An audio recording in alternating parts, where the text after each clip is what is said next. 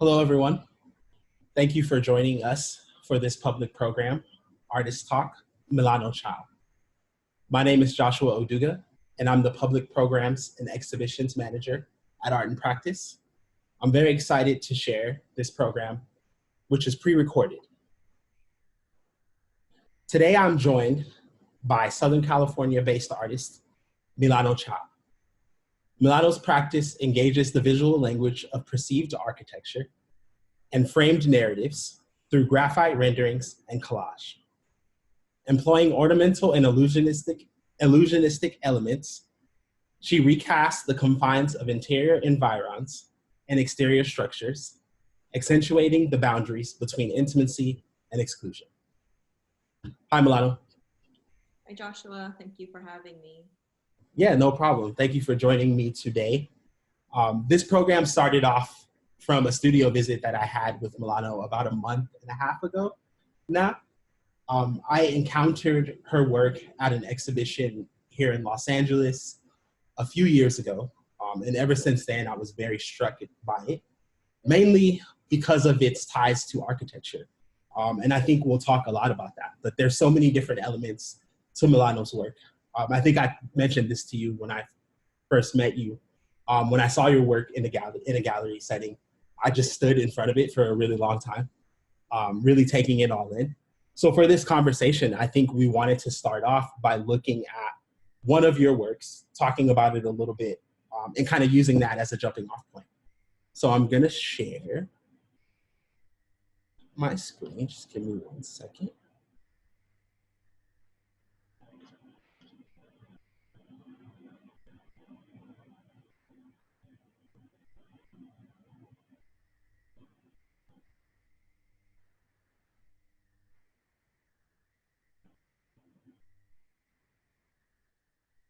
There we go. Yeah, working. You can see this as well, right? Yes, I can see it clearly. Okay, great. I'd love it if we could start off by if you give the title of this work and then we can talk about it a little bit. Sure. This work is called Facades Intimates. I don't know if it's visible at this scale, but if you look at the storefront window, there's the word Intimates written out as the store sign.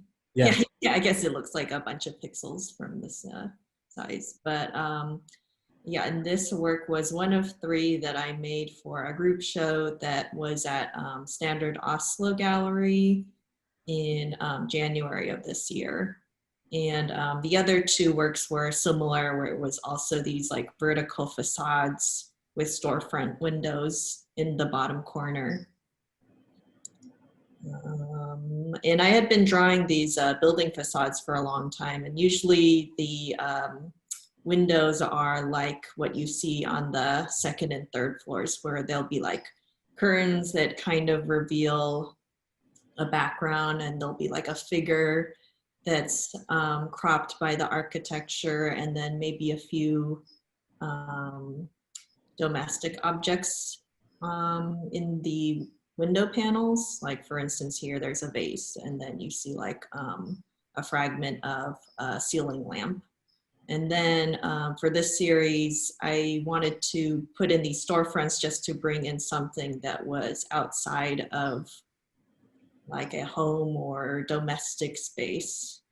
And I also just love storefront windows, like the history of their design. And Yeah.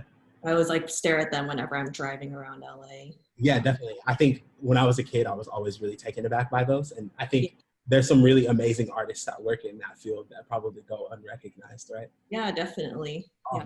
I love what you mentioned about this work and kind of talking about the upper levels and it being more of this domestic setting. Because I think that first work that I saw from you was definitely that. There was definitely no storefront element. You mentioned that you just recently started thinking about that and adding it into your work. So I'd love to kind of like talk about this idea just really briefly of bringing in all these different architectural references into the work, right? Especially with this newer work that you're showing here. In thinking about LA as a city, I'm seeing all of these multi-use buildings that are coming up, and it's like yeah, a residential building on top, and then down underneath it's like a Whole Foods or like some boutiques. or something like that. And this image really, really conjures that for me. So I'd love to talk a little bit more about that. And then we have like a reference image that we'll jump into right after this as well. Yeah, like I guess I should maybe emphasize that all of the buildings are fictionalized. They're all like pulled from different references. So it's slightly, I feel like the thing that differentiates it from like a traditional architecture drawing is that it's not like a replica of a building that exists in real life, and it's not meant to be like a proper diagram that would like help an actual architect build the building. So it like functions differently. Mm-hmm. Yeah, it's almost like drawing via collage, where like I'll pull a rooftop window from one source, and then the molding is from like another source, and then some things I make up in my head, and all the ornament is pulled from like a different library of sources. So yeah, that's really interesting to hear, especially because I think I do a little bit of like SketchUp and stuff like that in my job at art practice and everything that it entails. And all of this stuff is still definitely to a scale, and it's like everything is definitely proportioned and all of that. To think that you're bringing in all of these other elements, that's a whole other conversation that we can have about how you technically work on these things, and like when your imagination, when you're thinking one thing, how it translates into the work. But I think that's maybe a good point for us to jump into the first slide that we have. That's a reference slide. Can you tell me about this image here? Yeah, this is from a Charles Jenks book. It's either from, there's like a book called like Postmodern Architecture, and then he also has one that's specifically about Los Angeles called Heteropolis. And this, he had, in one of those books, he had this series of like line drawings that were like elevations of different houses in Los Angeles. And you can see like there's the address that's written in the margins. So I guess technically you could like look this up on Google Maps and see this. And he kind of wants to, his goal in these drawings is to like dissect all of the elements in the buildings and explain like what it communicates to you. So and I think you can like see it a lot in like a lot of current LA development, especially because like real estate is such a huge industry, or such a big I don't know player in Los Angeles. Yeah. They start to learn this like local language. Like for instance, there's that cliche, they call it like the gentrification fence, that's like the vertical or the horizontal wood slat fencing that they do whenever a house is like renovated and flipped on the market. Or that's like supposed to signify like a new property or a recent sale. So yeah, I know. As I kind of went down a rabbit hole exploring architecture and things like that, there's so many of those different things that, you know, it's such a huge part of all of our lives as we're walking around cities and the places we live in. You don't necessarily think about them. I love this as like kind of like an annotation to a blueprint or something like that.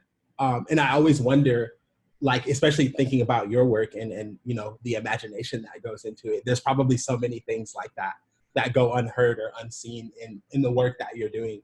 All the different references and like where it comes from. That would be like a really interesting thing to talk about as well. And I can totally see how something like this would inspire the work that you're working on. This was just a snapshot a friend sent me. She was like cleaning out her parents' house and found these cross sections. And I think, yeah, these are like actual, I'm assuming they're like real architectural drawings that were like used for the design of a house. Like maybe an interior designer came up with these to show his client, his or her client, a proposed house or something. But yeah, I just like, you know, like very beautiful drawings. I really love diagrams and like technical drawings because they have like really cold objectivity to them. And that's something that I definitely try to carry over into my drawings. Yeah, that's really interesting that you mentioned that as well, because I think that that is something that does come across in the work. And I can see how looking at something like this would really inspire you. And it's a good point of reference versus that other image to see something that is a little bit less structured. Like definitely what was in that other image was a lot less structured than what we're seeing here. And I think that that's important for people to know when they see your work, is that you're pulling from these very diverse elements. Sometimes that may seem like they're related, but sometimes they're not. And then this and the next drawing are by this artist slash architect, Jean-Jacques Lecoux. And he was like a civil servant, and then kind of like he aspired to be like a great architect, but never was. I guess back then they would have like public commissions and he would never win them. So he pretty much worked in obscurity. And this is like one of his more traditional drawings. And this is like one, what would I say? There is this like visual device in a lot of these old architectural drawings that I like a lot, where they just like completely black out the windows. And then he also he's better known, there's kind of like been a revival of his work. And he's more known for these like really surreal, fantastical drawings, which I think will be like the next slide will be a better representation of that. Yeah, like it'll just be like nude women around, and there's like he's done like a lot of self-portraits where he's like cross-dressing. But yeah, I love the combination of like this very traditional, very serious like rendering. I think he uses like ink wash and pen and pencil, and then you have this very bizarre image, but the way it's treated or like the technique kind of helps you suspend your disbelief or convince it.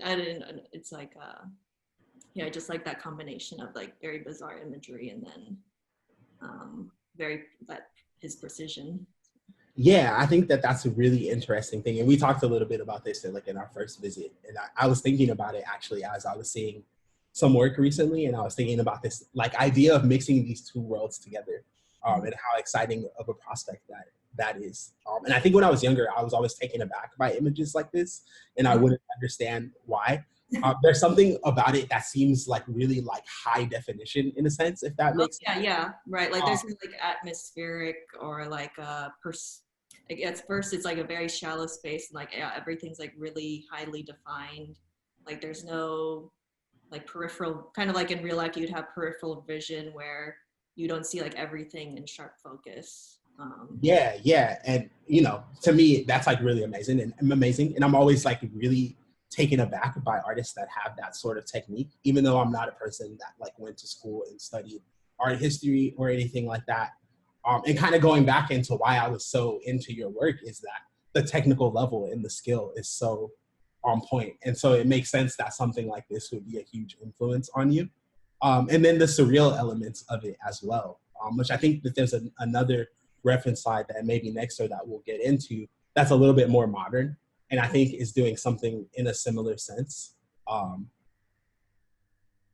But let's talk about this one first. Yeah. This is by Martin Wong. He's one of my favorite artists. He was born in San Francisco, but most of his best known work was made when he was living in New York. And he does a lot of cityscapes. He also did a series of paintings of like male prisons. And then he has like a lot of recurring like visual language or motifs in his work, like the 8-ball and then the sign language. And I love the way that he incorporates text into his work. And he also did a lot of storefront paintings where the signage plays like a huge role. But yeah, I just love his work. Yeah, definitely. I'd love to talk about this idea of like motifs as well, because I think that's another thing. I always think about artists' work in the setting that it's in, and like the difference between seeing their work in a group show or a solo show or something like that. And I had the privilege of seeing your work in a solo show for the first time. And I think it was so important to see other works from you together so that you could get a sense of that, so that you could see a little bit of, oh, this artist has some ideas that's going between works, and these kind of visual cues and things like that that are so important to pick up on. And also sometimes why I don't like seeing work only online, is because it's really hard to do that. Even though it might be easier to put the puzzle pieces together, it's just like, seeing a work in person is so important. And I'm not familiar with Wong's work, but after you showed me this as we were preparing for this talk, I was just like so taken aback by all of the different types of stuff that he was working on. And also just like, it was so great. So I, definitely have to talk more about his work, but I'd love to talk about this idea of motifs and potentially how you're putting that into your work as well. Yeah, it's kind of like, I guess by now, like my current style feels like it's had at least a few years to develop. So now I kind of get a sense of like what, I don't know, whatever visual lexicon I'm developing. And I don't go into it like predetermined, like, oh, like what is like a perfect symbol that represents like femininity or something. It's more like a intuitive kind of approach. Yeah, maybe like the next time we have a slide of my work, I can try to dissect things that I've used a lot. Definitely, but I think as we were talking and working through this, we were talking about that idea of motifs, and then you showed this work as well. Who's the artist that created this one?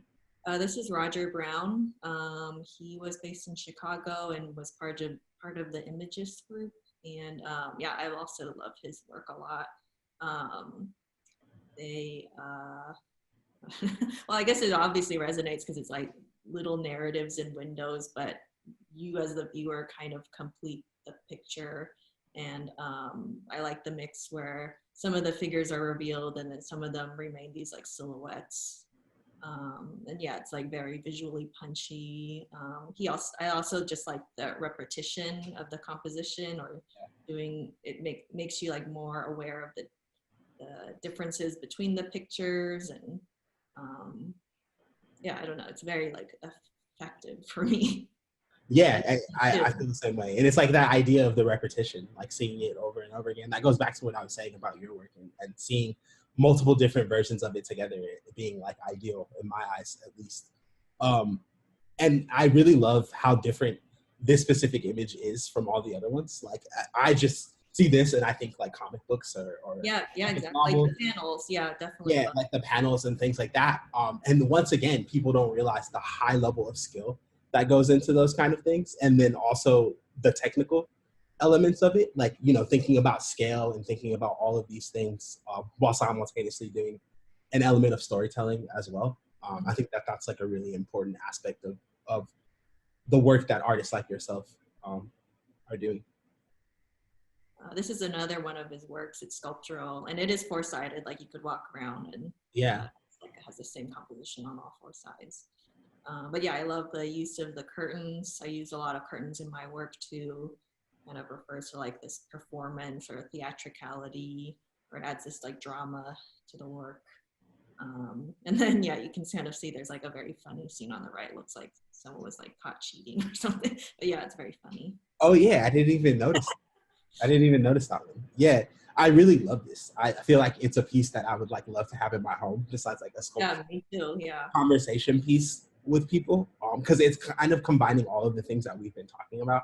The architectural elements, it looks like a skyscraper or something like that. Yeah. In its form. And then I think walking all around it as well. It's like one of the things that's really interesting, because as this artist, Roger Brown, is he's a storyteller, like at his core, you know what I mean? So to think about how that explodes into the three-dimensional. And you mentioned that you were doing that as well in your work, which I think is some more recent work that you're working on. I think that's really interesting, because the form that you're working in originally, the flat form, there's so much that you're already telling in those works that you're creating. Thinking about what the three-dimensional can bring into that is really interesting. So maybe I think it is the next slide. Maybe we can get into it. Oh yeah, I thought that was the next slide too, one of these 3D works. I wonder what happened. But I can still talk about it. Yeah. But yeah, if anyone needs a visual reference, there's like a couple on my website or on the gallery websites. But I was making, well, first it started maybe a few years ago where I wanted to make a work that wasn't like framed and hung on a wall. like I got frustrated with the way that when it's framed, there's like the plexiglass and it really obstructs the drawing. Like you can't really see the surface, or there's always reflections, or you have to see it from a certain angle in order to not get any like obstacles in the way. Yeah. And yeah, I just wanted something off the wall because it just started feeling repetitive where I was just, yeah, make the drawing, frame it, hang it on a wall. So my first attempt was making these accordion books where they would be freestanding and they would be on a table or bench.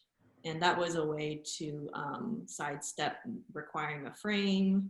And then it also evoked, well, this is like a good slide to coincide with this, where I was looking a lot at like miniatures and doll houses. And because the drawings themselves were already like this scaled down abstraction, it made sense to just do like a 3D version. And then after the, I guess, the accordion books, I started making these miniature rooms and I call them corners. They are like, it'll be like 2 walls and then a floor, and then it's constructed so that you can fold it into a flat book. So you have this like little intimate object you can carry around. Yeah. I've had it. And then there's usually like a freestanding like folding screen on it. And that'll have like a figure embedded in, like somehow embedded into it. Either they'll be like collaged onto a door frame or on the folding screen. And there's usually like a very busy pattern like floor. So that's my best way of describing it verbally. But yeah, it was just a way to get it off the wall and to not have a frame. It's as simple and practical as that. Yeah, that sounds really interesting. It's there it is, I think. Yeah. I don't know why it didn't show up. Yeah, there we go. Technology, yeah. you know. But it was there, but it just didn't want to appear. But yeah, that's hopefully my description was accurate to this image. But yeah. Yeah, I think that was a really great description. It's really great to be able to see it because I think that folding element is really important. I mentioned this to you as well, just to go back to when I first encountered your work. There was a huge sense of movement that was going on, all of the doorways and the things like that. And it did take me back to an element of it being theatrical. So to think about that and then to think that you're making something that's like a pop-up book or that has that 3-dimensional element is so interesting. And I really love this one. I love the figure, how she's kind of like speaking out. And it really does show the various different elements that you're bringing in. Something like a privacy screen, right? Like you could have that in your work, but it really is important for it to be in this 3-dimensional realm in a sense so that you can get that. Yeah, I'm not sure what else to describe in this work, but yeah, and you can see like that blacked out doorway was borrowed from like traditional architecture drawings where they'll just leave a blank negative space behind a lot of doors and windows. And it's not like an artistic gesture in those actual drawings, it's just like a practical mode, or practical treatment of the space. But yeah, I just like that it adds mystique and is kind of bizarre visually. So yeah, I think that you are doing something really interesting in co-opting all of these architectural ideas and elements and bringing them into the artistic realm and thinking about it like in your way as well. Like I think sometimes it's good to share those things with the public, and I do a lot of that in my job and writing descriptions and doing things like that. But I think there's also an element, and we talked a little bit about this, like when it comes to like humor and things like that, sometimes it's better if things are just left unsaid. You don't have to over-explain everything. Yeah, you don't have to over-explain anything. More about the experience of the work and that for me and the process of making it than having like a perfectly formed, I don't know, meaning to it. Yeah, definitely. So we should talk a little bit more, especially going off of that 3-dimensional work, about some of the other references and elements that come into your work, especially in terms of like editorial type things. I noticed that you had some of those elements around your studio, and we talked about that a little bit as well. So could you tell me about this image? Yeah, I just liked it. And then it just made sense where it's like, oh, architecture and a female figure. Wow, that's just like my work. So it's very striking. Yeah, look at a lot of editorial images, both for kind of inspiration, but also for the actual like collaging of the figures in the work. Yeah. Yeah, I don't know if it's clear to the viewer, like someone who's not familiar with the work, but all of the buildings and the architecture are hand drawn, and then all of the figures are these photo transfers that are cut to shape and then collaged into the work at the end. So yeah, for instance, she's not hand drawn, but I feel like the surface or the tone of the transfer blends in well with the drawing. So Yeah, yeah, that makes a lot of sense. And when we were talking about these fashion images, and we talked a little bit about the juxtaposition that happens in them sometimes, and sometimes how it's a little bit like humorous and surreal in a way.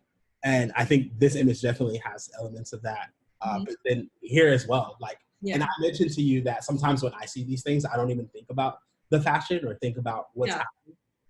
And there's an element of that in your work as well. It's like the architecture is so amazing and your hand is so amazing. But then the storytelling and all the other elements that you drop in there, it brings it to another realm where you get sucked into the story as well. So I can see how something like this is influential to you. yeah.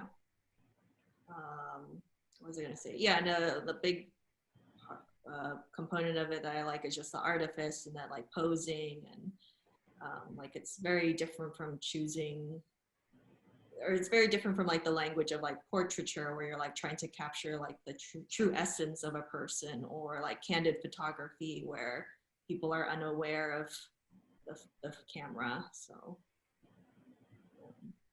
yeah, and it kind of goes back to theater where things are. Yeah, yeah. And like this, I think this is combining all of those things. This is a super theatrical image. This is an old Shiseido ad. Yeah, it's just a really beautiful image. I love the picture in the picture where the TV is like one artificial image and then it's within this other photo, and then this dramatic like skyline in the background.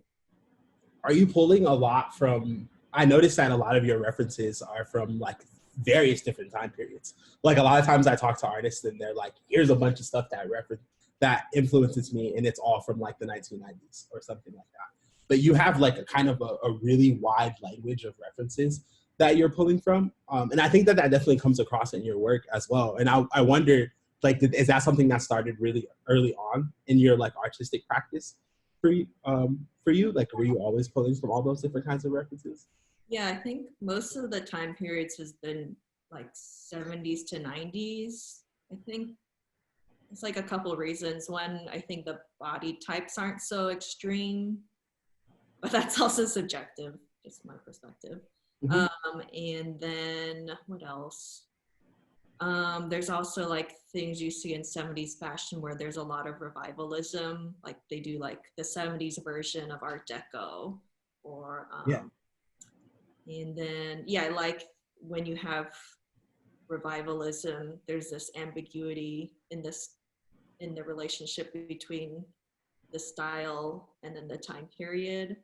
So I try to leave that like a little ambiguous. Like I try to avoid fashion references that are too fixed to either a big design, like a big brand name. Like I wouldn't put someone with a Chanel logo into the work. It's Yeah. just too branded or too loaded.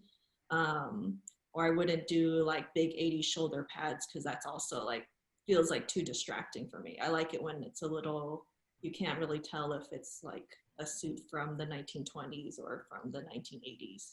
Something where the silhouette isn't so too specific. Yeah, that's really interesting. Um, Let's talk about this one. I think that kind of plays off of what you're saying a little bit. I think a little. Yeah, this is a still from a Fassbinder film, Chinese Roulette, and yeah, I love his use of like doorway. He had a background in theater and staging, so you see that translate into the work where he'll do like a lot of play between like with foreshortening and like framing people with windows and door frames, and it creates this like really tense psychological environment that's very good for all the drama in the movie. So yeah, I look to him a lot. and also just enjoy his movies. So. Yeah, like the melodrama of it all, right? Yeah, definitely. Yeah, and yeah, I just chose this where this was like a good example of like a figure being cropped by a doorway, and you're kind of you have this like voyeuristic position as a viewer, where you only part of the interior is revealed to you. Yeah. Yeah, and then once again, it goes back to like those motifs, like you're talking about the blacked out windows. I love the little circular blacked out window in this one. I think that that's like the first thing that catches my eye in this work. And it just takes me back to all of those other elements. And all the time I mentioned this to you, I always wonder what's happening in these scenes. Yeah. And it's kind of like with the Fassbender things. I remember when Tumblr was like a thing back in the day. There was a ton of images from his films being circulated all the times. And I think that was probably the first time that I encountered those images. Yeah. Before seeing his films, you know?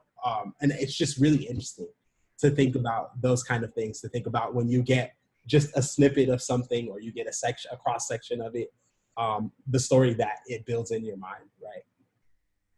Yeah, it's funny, before Instagram, like Tumblr was, I feel like definitely had a big influence on like young people's sense of aesthetics or taste. And yeah, there was like a really bizarre like film still community where people would just take screen caps and share them. And I guess I was part of that too, but with no context. But I think it's such a great thing, because then you start to do some of the things that you're doing in your work, where you can build diverse references together and you can put some of these things together, and no one's going to question that. Like that's the thing that, you know, that's the thing that like Tumblr and that kind of scroll or using digital references in that sense. And I think even, you know, if it's a text or a book that you have, that's one of the things that I love about going to people's studios. And you were the first person that I had a studio visit with in like over a year and a half, too, in person. So I love that, being able to see like what magazines and what books that people are reading. And, you know, if you meet with someone digitally, it might be easier to even do that, because you can like email them or do all of that stuff. But sometimes it just doesn't come up in conversation, right?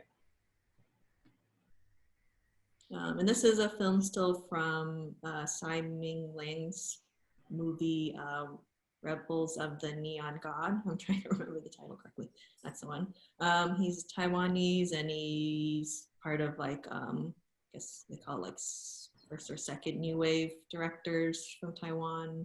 But yeah, he's also someone who has very amazing detail in his interiors and the way he sets them up to move the, I guess, not narrative, but yeah, storyline or drama or emotion or like the psychological feeling in his movies.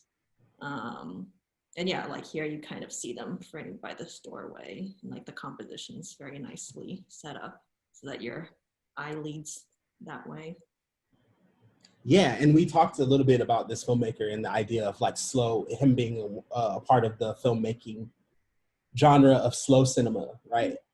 And I think there's a ton of filmmakers who I really enjoy, who make movies in that sense. And one of the things about them is people see them and they call them like, you know, visionaries, because they're thinking about all of the different elements that go into the work that they're doing, and that takes time. Like you can't do that really quickly, and you can't really do that in a way that some other, you know, forms of art ask you to do, like, or that you need to do when you're doing any form of art, I should say, really. Because, you know, inevitably, if you're having a studio practice or something like that, it's like a job, and you have all of these other elements that go into the work that you're doing. I think it's really interesting when people are working at a high level of technical skill, like yourself, that they have, you know, these references that are in a different genre that are very adjacent to what they're doing. Because I don't think that there's any way that you can make the work that you're making like very rapidly. Like it takes your and all of, you know, it takes and it takes all of these research elements and things like that. And I think you're in the midst of preparing for a show right now currently that I think is taking a lot of your time and things like that, I imagine. And I just wanted to talk more about that. I wanted to talk more about this idea of when you're creating and you're bringing in all of these various different elements, that's a slow process and something that you have to put care into. Because I think that definitely comes across in your work. So I'd love to hear, you know, your thoughts about that just a little bit. Yeah, like a question that comes up a lot, like people always ask like how long the work takes, which is very hard to measure because it's not like I clock in and out and keep a log, but yeah, like the current show I'm working on is for a solo show at the Aldrich Museum in Connecticut that will open next January. And I'll have 2 rooms, which is very intimidating to me. And I'm aiming to make like 11 to 12 new drawings and then like 3 to 4 of those sculptural pieces. And I also try to not talk too much about work that I'm in the process of making because I'm a very anxious person and then I start overthinking it and I feel paralyzed, or I feel like I'm starting to set up too many expectations before the work is even made. Yeah, So I totally. try to just keep it very simple. Like I'm making this number of works, they're drawings. I don't know what they're going to be yet. And I try to keep it very vague. Um, but I don't know, should I describe like materials or process, or what would be? I think one of the things that I'm really interested in is like, when all of these various different elements and things that you're thinking of, and then your own imagination, which, a lot of the things that you're thinking of are not coming from a point of reference or something like that. When does it cross over into the point that, you take pen or pencil to paper? And I think the reason I wanted to ask you this question specifically is that I noticed that you're working on multiple different works at a time, which is something that any working artist at your stage that's being called for museum shows and things like that are doing. But once again, I was just so impressed by that because your work is so technical and so amazing. So I think that that's really interesting. So maybe it's more of a question about your studio practice more than, intentions or things like that, especially because I think a lot of people who tune into these programs are themselves artists or people that are creating, or even just someone who's called to do something in the work that they do, right? I wonder for you, what is the catalyst to like actually begin the work? That's a great question. Because like it's always this weird moment when you're in between bodies of work and there's like you're just starting with a completely blank slate. Yeah. That's always a bit nerve-wracking. So usually I'll start with usually the things that help me get into like a working mode is like I'll always make scale models of the exhibition space. It just helps me feel less overwhelmed, or it makes it more concrete. And then that helps me figure out like the number of works that I feel like will work well in the space. And yeah, it's always this like magic number that's in between, like not overhanging or overstuffing the space, but also not making it so sparse where there's barely anything in there. And then from there, I'll start looking back at images that I've collected over the years, or I'll try to search for new images. And usually it'll just be like something that strikes me. Like for instance, this one, I think I found like an old Baroque portal or entryway that had like the top half in there. And I really like the form, and for me, it's kind of like, oh, would it translate well into a drawing? Would it make sense visually? Is it something that I can even technically do? And then, yeah, I'll just save it, and then I'll figure out roughly like what dimensions it'll be, which will either be based on like hash drawings. Like I try to keep a consistent number of dimensions in mind so that I don't have this like weird jigsaw puzzle of like randomly sized drawings. Yeah. Yeah, and then I'll usually start with like a line drawing, and I don't do like a lot of preparatory sketches. Like some artists work where they'll make like a miniature version of the work and then scale it up almost exactly. For me, I do like these really scribbly, nonsensical drawings that are just a way for me to think. And then, then I'll just start directly onto the work where I'll start with like line drawing, and then like halfway through, I should have included like maybe snapshots of works in progress, but I think that this is really great to hear it directly from you, because what it sounds like is that there's definitely a high level intention that goes into what you're doing. And it's all coming from your thought process and all of that. So I think that that's really important. And I actually kind of enjoy the fact that there isn't a lot of that stuff in here, because I think, you know, if someone sees your work and then you're telling them, you know, I'm not scaling up and I'm not doing all of these things, they will understand, especially from going back to all the stuff that we've just talked about.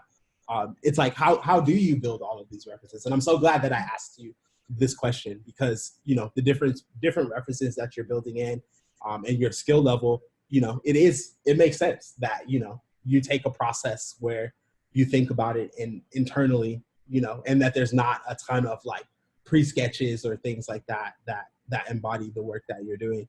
That also makes sense on what you were just saying, to go back to talking about the show, why you can't talk about it a lot. Like, well, I've always faced myself before where I'll like talk big about, yeah, I'm gonna do this like big installation that I've never done before, and then something happens at the last minute where it falls through. So I've just learned to like not hype it up before it's installed. That's the nature of this work, right? Don't say anything about it until like the hour before. Yeah, until it's shipped out, I guess. Like that. And I think this might be the final like reference image, maybe. Yeah, this is just kind of mirroring back to the first image of like that artwork. Yeah, I was just looking at storefront windows. I like that it's a surreal, abstract space. Like it's a very, literally like very shallow physical space. So it has, and then yeah, just the floating objects. So there's a very ambiguous ground. Yeah, I like that it's like kind of accidentally artistic. Like, I mean, this isn't high art. This is kind of lowbrow, like department store display. So I this is a great way to end it, especially looking back at the first image. And I'll go back in a second and show that first image before we end. Because you mentioned it was like a lingerie store at the bottom right in that image. And we talked about like people who do set design and things like this. And I think it's really interesting because you're talking about these domestic spaces and you're talking about all of that. And, you know, by extension, anywhere that anybody is tuning into this, it's becoming increasingly harder to avoid those kind of things. It's like the city is like everywhere, the kind of thing. And I think, you know, the work that you're doing is really important because it is this kind of interesting archive that you're building of spaces, even if they are imagined spaces. You know, it's just really interesting. And I'll go back all the way back to the beginning. Yeah. To show this image. Yeah, kind of, yeah, you can definitely see, I don't know, the relationship between that source image and then this final work. Yeah, definitely. And I think, you know, that's all the images that we wanted to share. I definitely wanted to say thank you for sharing so much about your work and the conversations that we've been having over the last few weeks. Is there anything else that you wanted to share or any note that we wanted to end it on? No, I don't think, I can't, no, I think just talking about references and I appreciate that you brought up the studio process because that's never apparent when you see the final work. So, yeah, and I'm always curious whenever I listen to artist lectures, like how other people work. Yeah. Yeah, and I'm excited to see in the future, you know, how you take that work because of all the things that we've talked about. And I think just to wrap it up, the high level of intention that goes into the work that you're doing, and how that comes across in also like a playful manner as well in the work that you present. So I'm really excited. I'm a huge fan of your work. Thank you. Yeah, thank you so much for inviting me. Yeah, I don't really do a lot of public events, so this is a very good experience. Well, I appreciate it. Is this the first time that you've done like an artist talk and talked about your work kind of in your own words?